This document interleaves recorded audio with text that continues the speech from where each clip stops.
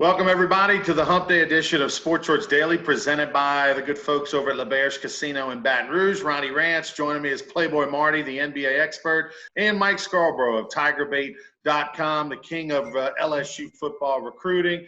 Marty, you know, the big story for you, the NBA last night was underway, and boy, LeBron James looks – I mean, I don't know what happened after game one when the Lakers lost to the Rockets, got blown out.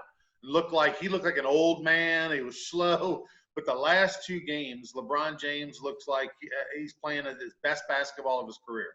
Yeah, I mean, you could just never count him out. And he started to that's kind of what he does now, is in game one of series, he tries to get all his teammates involved and kind of just sizes up the whole thing. And then when he sees, you know, how they're playing him, how they're playing like his teammates, then he just goes after it and kills. And like, that's kind of what's happening. And I wouldn't say expert, because I wanted to bet the Lakers last night and didn't. Instead put this dumb prop bet on PJ Tucker that didn't hit. So I don't know how much of an expert I am.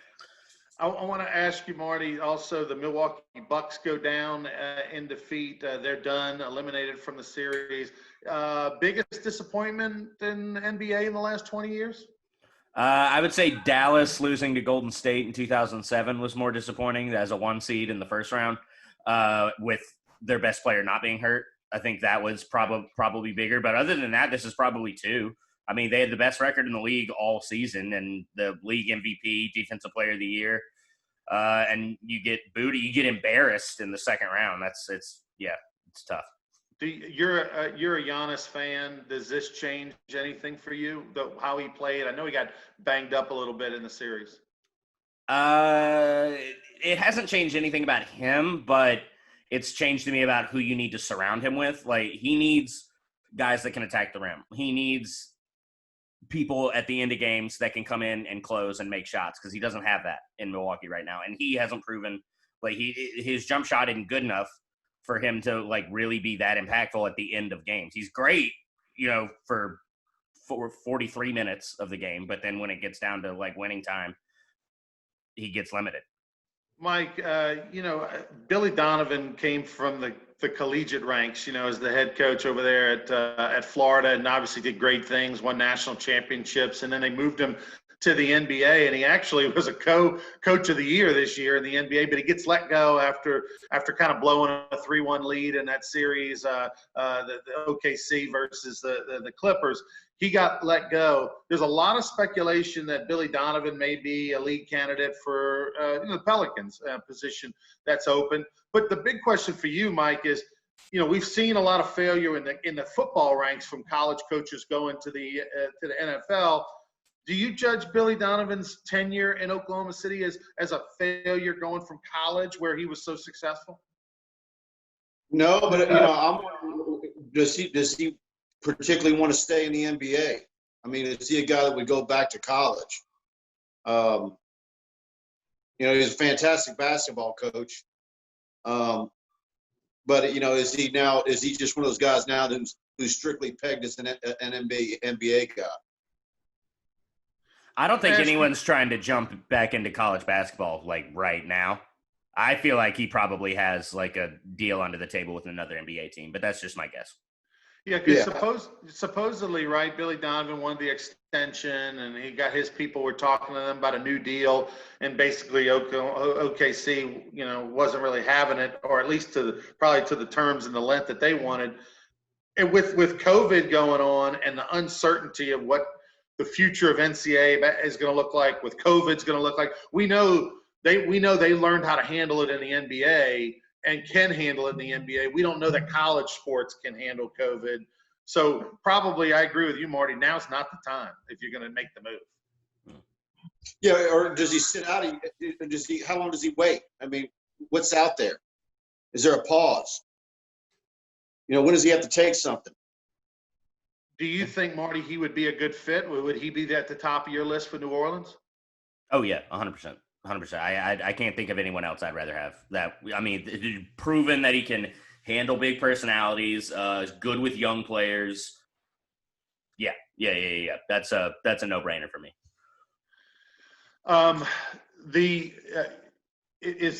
Who would be number 2 in your opinion for that Pelicans job, or do you have a strong voice for number 2?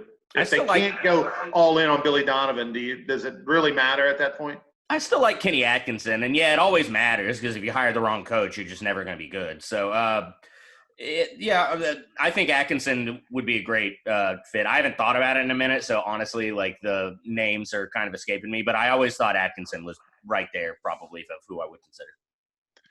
Mike Scarborough, our guest with TigerBait.com. We'll talk a little LSU for a minute. There was a lot big scrimmage a few days ago. We are now getting closer and closer, less than 3 weeks to the start of the college football season. Everybody's jonesing because now we're watching college football on TV. We're seeing games with no fans or limited fans.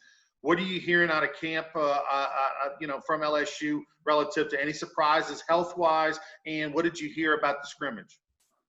They've been sort of mum. I mean, they've been pretty good about releasing what still shots they've been putting out. Normally in a normal year after a scrimmage, we've all got, jobbers or guys in the program that'll give you some stuff. Hearing a lot of good things though about Gilbert. The running game has been pretty salty. Of course, Chris Curry, I think, has had a good camp. I think now, particularly after this morning, seeing, Ray Parker's indefinitely suspended, it's like, man, what are these guys, and we got a darn good idea as to why. It's like these kids know what's coming, when they're going to get tested, what they're going to get tested for. I mean, what level of bro science is going on in that building where these kids think they can get away with doing something when they really know the dates, and Shelley Mullinex and that whole group. So you've already got a numbers problem, and this all ties into recruiting. Orgeron has alluded to the fact that there might be one or two more guys that could opt out. You've got another indefinite suspension. Pretty soon you're going to be in the 60s as far as your scholarship players. They had the grad transfer from Nichols yesterday and Evans. But now every spot's going to matter. And then at the end of this year, depending on how it goes, because it's a free year, how many of those seniors and possible juniors can you convince to come back for the 2021 football season? Because I think LSU is going to need the numbers. So you mentioned the natural attrition and what happened to you with the suspensions, guys that have left the program, transfers, and of course the NFL draft and free agency market, what that did in the spring. You mentioned Ray Parker suspended indefinitely, the backup kind of defensive end for LSU. I didn't realize. Hang on. Is it Ray Parker playing for LSU? Did not know that. Marty, you may not know this song, but hang on. So Ray Parker sang this song Ghostbusters back in the mid-'80s. It became a #1 hit. And I didn't know he was on LSU's team, Mike. That was pretty incredible. Yeah, now you might get hit with a copyright strike for playing music. That's true. That's true. We won't be able to. We'll cut it out. Yeah. How big of a deal? How big of a deal, if anything, is it? I mean, obviously at this point, depth is an issue. Whether he was going to play a lot, having anybody. He's a kid that as soon as he got there, got moved to the defense side of the ball, signed as a tight end, kind of like T.K. McClendon. With Gilbert and Cole Taylor coming in. It kind of made sense. This weekend had Michael Trigg in, the tight end from Tampa, who's a two-sport star, after getting Sheed from Olive Branch committed 2 Sundays ago. We thought maybe this would be a one tight end class. Now it's starting to make sense why I've been told that this would be a 2 tight end class now. So, it's – I don't – look, some of the guys that, we've been talking about, you've got a 10-game season now, and we've been seeing it now for a handful of years where you've got guys that all of a sudden aren't playing for football games, and we know what they are. They've got to serve so many game suspensions. And so in a 10-game year, if you're in that category where you're missing 3 games, all of a sudden it's a 7-game season in a year that doesn't matter. and then or people don't think matters, or it's going to have an asterisk next to it. Well, you can understand the opt-outs, right? Yeah, absolutely. Hey, Marty, when I was playing at LSU, they used to put a little card in your locker, like just a little index card in your locker when you came off the field from practice or a game or something. And it would say, hey, you have a drug test tomorrow morning from 7 to 9 or whatever. You have to report to XYZ building and get tested. And you got to be there between that time. And they did it, 3-4 times a year, maybe, or had some random drug tests for the whole athletic department. Mm-hmm. And so, for me, it was not a big issue, but there were some guys that panicked a little bit, and they would do a lot of homemade concoctions to flush some things out of their system. So this one year, right before the postseason, we had a player who, when the results came back, I looked up one day at practice, and Coach Bertman was visiting with the player in the stands, way away from the field, just the two of them up in the bleachers. And we're all trying to speculate, what's going on over there? What are they talking about? So after practice, me and this guy are running. It's back when I used to jog. And I said to him, what was that all about? And he said, Skip turned to him and said, hey, so-and-so, listen, congratulations. In the 150-year history of this fine institution, William Tecumseh Sherman was the first ever, chancellor here at LSU. In 150 years, no one's ever had a higher drug test positive than you. Matter of fact, the administrator of the test said your results were so high that you were high when you took the test. So well, you really failed this drug test. Yeah. So, I mean, okay. I actually do have kind of a question for this, because it seems like LSU is kind of like a bigger stickler on this than most, because it's not an NCAA thing, right? I mean, we're talking about weed, right? Yeah, they have NCAA testing, once a year, twice a year, Mike? I think it is. I think they have but LSU does it more often. Yeah, so is Bama or Auburn or any of these other schools, are they doing this much about it? I don't know. It just seems kind of like LSU, there's always a guy in trouble for something that's legal in 15 different states already. Yeah, well, with the Alabama kids, you find out at NFL draft time. Oh, yeah. Whereas at LSU, they're missing games. And, I always go back and look, if you go back and you talk to staffers that were on that 2012 Les Miles staff, they absolutely believe that LSU's drug policy cost them a legit chance at another national championship possibility because of what happened with Tyrann Mathieu. Mm-hmm. And I believe that they're correct. And I'll believe to this day, if Tyrann Mathieu were at Alabama, he would have finished out his career and not had any suspension or being booted out of the program. He would have played all the way to the end. And but yeah, no, I've often wondered, I guess because of my age, and the drinking age was 18 when I graduated high school. I've wondered, would we be having this problem if the drinking age were still 18?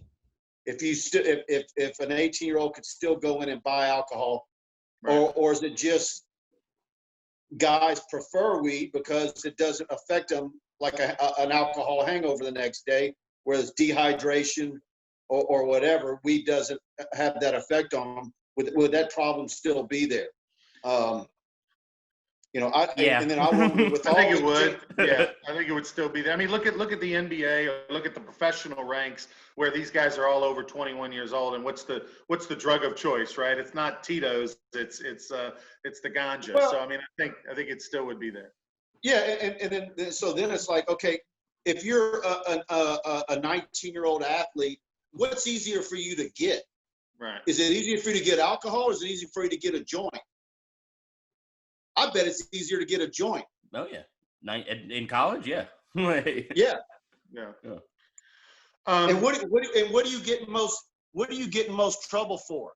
If you're a 19-year-old and you have a beer, an unopened beer on your car seat, okay, so, or if you have a joint in the ashtray, or the cup holder, one joint. Don't they just confiscate the weed, right? Or they give you like a little ticket? I've had friends go to If you have jail before. alcohol and you're underage, you're probably in bigger trouble, huh? It was a long time ago, Oh, yeah. Mike, that I was 19. I don't really know what they do. I don't know the ins and outs of it, but it's like of all the changes we're seeing where the players are asserting themselves, Right. you know, and then the NFL Players Union, because, you know, those guys certainly would rather, if they believe in medical marijuana, which I do, you know, is that something down the line where they're in the states where it's legal because they don't want to take opiates for injuries? You know, is that something a decade from now that even filters down to the college ranks? Because at some point, I think that that's going to be much more mainstream than it is now. Well, you just rub a little CBD oil on it, right? Like everybody talks about that, you know. I mean, Well, heck, I mean, we're all celebrating what LSU's doing. I mean, they've got the contract for it. Southern University has a contract for the chewables and this and that, and they're expanding that. It seems like every legislative session. So, I mean, I don't know. Even a state like Louisiana, we've come a long way. Marty, last question for you. I read a report this morning that the NFL did all its testing. They tested thousands of people between players, between staffers, and the latest, you know, drug tests for, you know, results. The latest results on COVID, rather, is that one player, just only one player in the NFL out of all the teams tested positive for COVID. 7 staffers amongst all the staff that's out there around tested positive. Those are extremely low numbers. Mm-hmm. It baffles me, Marty, that you have those low numbers in the NFL, but yet we hear reports coming out of Tennessee that they had 44 players between COVID and contact tracing, 44 players that wouldn't have played if Tennessee would have had a game this past week. Yeah, I mean, that's the college factor, and just, you know, when you're in college, you're dumb and you're surrounded by more distractions, whereas in the NFL, you're professionals. But moving beyond that, like, I want to commend the NFL for that. I think that's pretty remarkable. Like when the MLB started having all their problems, I was worried, along with I think a lot of other people, that, you know, this was going to be a similar deal in the NFL. And I mean, we'll see when they start traveling how well those numbers, you know, stay in place. But right now, I was really happy to see that news. What are y'all more excited to see this weekend? The Saints or Joe Burrow and the Bengals? Well, for me, definitely the Saints. I mean, I'm a Who Dat fan all my life, and so, you know, that matchup's got so many things. But I'll be watching Joe Burrow just as much. No preseason concerns me a little bit for Joe Burrow, at least to start the year. I'll say I'm more excited to see Joe.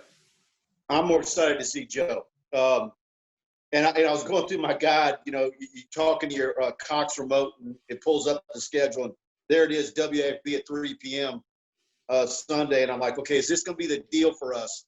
Whenever possible, they're going to put the Bengals in the Baton Rouge market.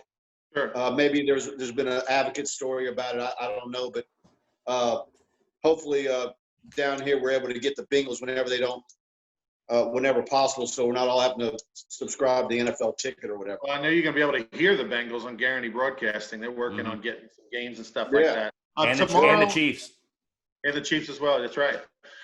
Tomorrow on Sports Shorts Daily, we'll talk a little bit. Hopefully we know tomorrow what the governor may have come out with. It's expected he's going to have a press conference at some point discussing whether we go 2.5, 3.0. But more importantly, what effect that will have on LSU attendance and Saints attendance. I had a source inside LSU yesterday gave me some very revealing info. We'll talk about that on Sports Shorts Daily. Not so fast that we'll have fans for LSU football this year. It's a little scary. Thank you, Mike. Appreciate it. Go to tigerbait.com to check out Mike Scarborough. He's Playboy Marty. You can check him out with Jimmy Ott Monday through Friday on ESPN Radio in Baton Rouge. I'm Ronnie Rance. Sports Shorts presented by LeBear's Casino.